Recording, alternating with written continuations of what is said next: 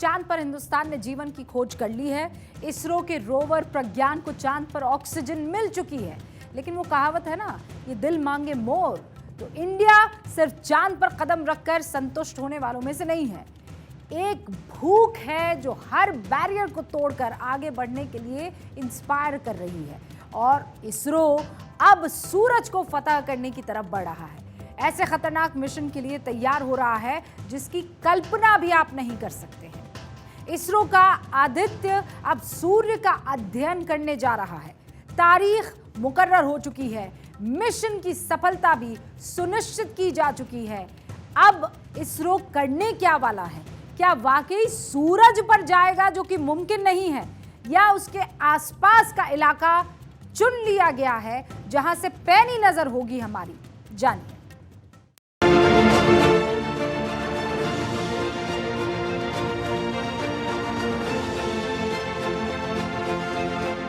इसरो की स्पेस क्रांति, दूर होगी भ्रांति। इसरो की स्पेस विजय जारी, चंद्रयान के बाद सूर्ययान की बारी।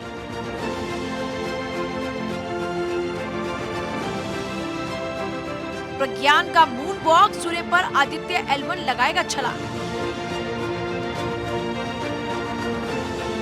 चांद पर सफल अभियान, गुड न्यूज लाएगा सूर्ययान।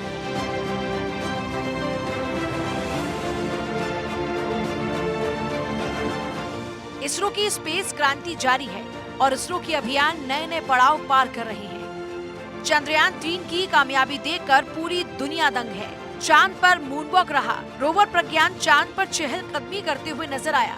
जो खोजबीन वो कर रहा है और चांद की सतह की तस्वीर जो वो भेज रहा है, उसे पूरी दुनिया के वैज्ञानिक बहुत ही गौर से देख रहे हैं। चंद्रमा के दक्षिणी ध्रुव पर एक हफ्ते से ज्यादा वक्त में विक्रम ने क्या क्या किया, ये बताने से पहले आप इन तस्वीरों को देखिए जो प्रज्ञान रोवर ने आज ही भेजी है। तस्वीर में देखा जा सकता है कि विक्रम लैंडर चंद्रमा की सतह पर कुछ एक्सपेरिमेंट कर रहा है। चंद्रमा के दक्षिणी ध्रुव पर उतरने के बाद विक्रम लैंडर की ये पहली तस्वीर है। इसरो ने इसे इमेज ऑफ द मिशन कहा।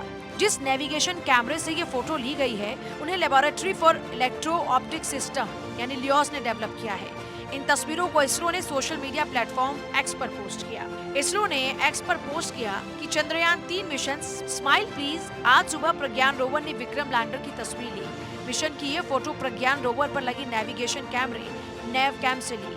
नेव कैम को laboratory for electro optic system यानी लियोस ने बनाया है।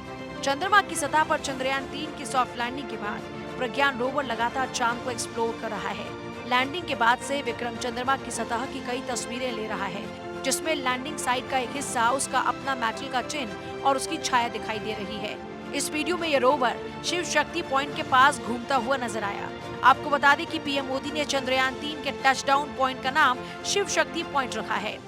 जहां पर चंद्रयान 3 ने लैंड किया हुआ है, उस पॉइंट को एक नाम दिया गया और नाम दिया है शिव शक्ति। चांद पर मौजूद विक्रम और प्रज्ञान एक एक कदम सावधानी से बढ़ा रही हैं। चंद्रयान 3 का प्रज्ञान रोवर पहली चुनौती से निपटने में सफल रहा। प्रज्ञान के सामने चांद की सतह पर 100 mm का क्रेटर आया, जिसे प्रज्ञान ने बड़ी ही सावधानी से पार कर लिया। इसरो ने विक्रम लैंडर पर लगे चेस्ट मॉड्यूल का डेटा रिलीज किया। इसने चांद की सतह और गहराई में जाने पर तापमान में अंतर समझाया। पता चला कि चांद की सतह का तापमान 50 डिग्री सेल्सियस है। 8 सेंटीमीटर गहराई में जाने पर तापमान -10 डिग्री तक गिर जाता है। पता चला कि चांद की सतह का तापमान 50 डिग्री सेल्सियस है। इसरो चीफ एस सोमनाथ ने कहा कि चंद्रयान 3 की मदद से हमारे पास चांद की सतह की बेहद नजदीक से ली गई तस्वीर है, जो दुनिया के सामने पहली बार आ रही है। We have the best picture ever of moon, one of the closest picture to the real regolith. So they are precious commodity that is not available anywhere in the world. Nobody has such close proximity photos. साफ है, चंद्रयान 3 न केवल इसरो वैज्ञानिकों की उम्मीदों के मुताबिक काम कर रहा है, बल्कि वो काम कर रहा है जिसे शुरुआत में सोचा ही नहीं गया था। विक्रम और प्रज्ञान ने मिलकर जो ऑब्जर्वेशन देखे हैं, उसके मुताबिक चांद की सतह पर aluminium, calcium, iron, chromium, titanium, manganese और सिलिकॉन की मौजूदगी का भी पता चला है। और अब ये भी जाना जरूरी है कि चांद पर इन मेटल्स मिलने से क्या होगा। पहला नंबर है ऑक्सीजन का। दरअसल ऑक्सीजन इंसान की जिंदगी के लिए सबसे जरूरी है। अगर वहां पर हाइड्रोजन भी मिल गया तो दोनों मिलाकर पानी बनाया जा सकता है। इससे चांद पर इंसानों की बस्ती बसाने में मदद मिलेगी।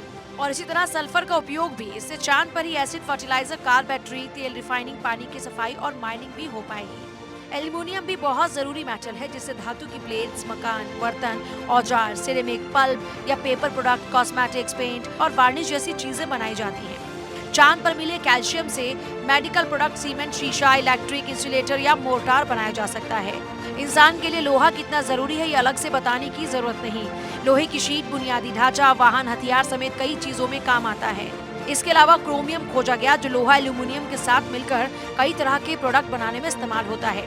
इसी तरह टाइटेनियम एयरक्राफ्ट, जहाज, मेडिकल, सैन्य सामग्री बनाने में भी इस्तेमाल होता है। तो मैंगनीज इंडस्ट्री बैटरी, शीरा और बायोकेमिस्ट्री के अलावा दवाई बनाने में काम आता है।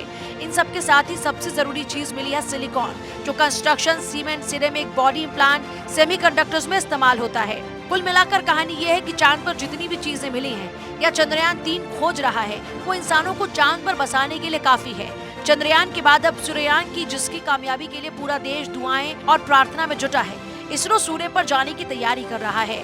इसरो आदित्य L1 मिशन की लॉन्चिंग करने जा रहा है।